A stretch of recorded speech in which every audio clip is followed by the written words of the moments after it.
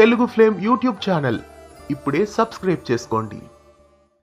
మగువా ఓ మగువా సీరియల్ చక్కటి ట్విస్ట్లతో ప్రేక్షకులని అలరిస్తోంది.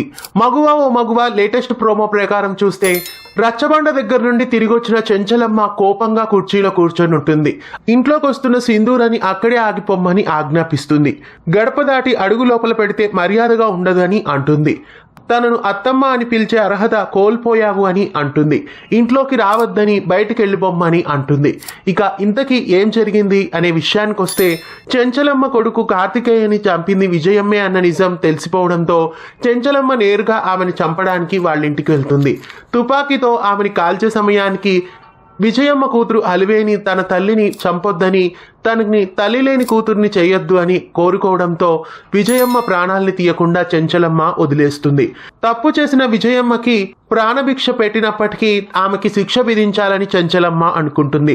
వెంటనే విజయమ్మని రచ్చబండకి పిలిపిస్తుంది. రచ్చబండ దగ్గర విజయమ్మను విచారణ మొదలు పెడుతుంది. తన తుపాకీలోని గుండు తగిలే కార్తికేయ చనిపోయాడని ఒప్పుకుంటుంది. అయితే ఆమె కావాలని చంపలేదని, ప్రమాదవశాత్తు ఆ తూట కార్తికేయకి తగిలింది అని విజయమ్మ చెప్తుంది. అయితే విజయమ్మకి రచ్చబండ దగ్గర శిక్ష విధిస్తుంది. విజయమ్మకి 100 కొరడా దెబ్బలు, సంవత్సరం పాటు 16 గ్రామాల నుండి ఎటువంటి సహాయం ఉండకూడదు అని శిక్ష విధిస్తుంది. అలా విజయమ్మకి చెంచలమ్మ శిక్ష విధించడంతో 2 ఊర్ల మధ్య గొడవలు మొదలైపోతాయి.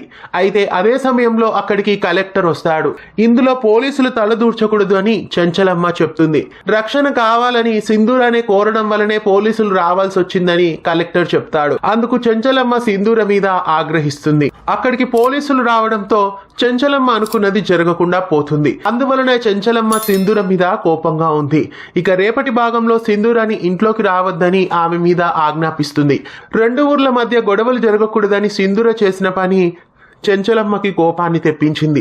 దాంతో చెంచలమ్మ ఇప్పుడు సింధూరకి ఎలాంటి శిక్ష వేయబోతోంది? మళ్ళీ అత్తాకోడళ్ల మధ్య దూరం మొదలు కానుందా? ఏం జరగబోతోంది?